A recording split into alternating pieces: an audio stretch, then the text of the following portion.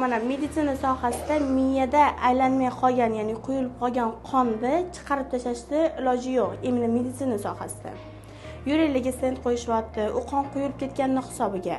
Biza tabobat yo'li bilan, ya'ni Ibn Sino, mana ko'pchilik voy PR bo'lmagan narsa deyishyapti. Yo'q, bu narsa o'zi tabobatda. Ibn Sino bobomizning tib qonunlar 3-qismida yozilgan.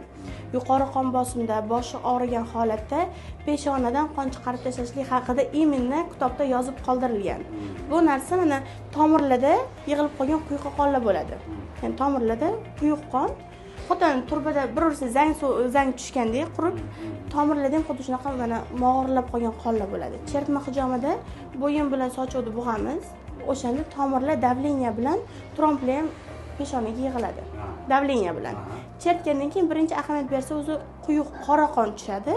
Qonning rangi ochilgandan keyin o'sha qonni to'xtatamiz. Kimdandir 100 gram, 200 gram, kimdadir 10 gram o'zi ham yetadi.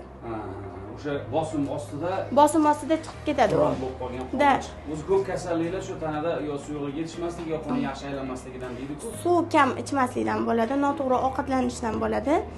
Ko'proq jigarimiz yaxshi ishlamaslikdan bo'ladi. Ya'ni bizani jigarimiz o'zi ikkinchi yurak deyilib aytiladi-ki, filtr ishlamay qoladi. Shuni hisobiga filtr ishlamaydi, yurak perikachka qila olmaydi.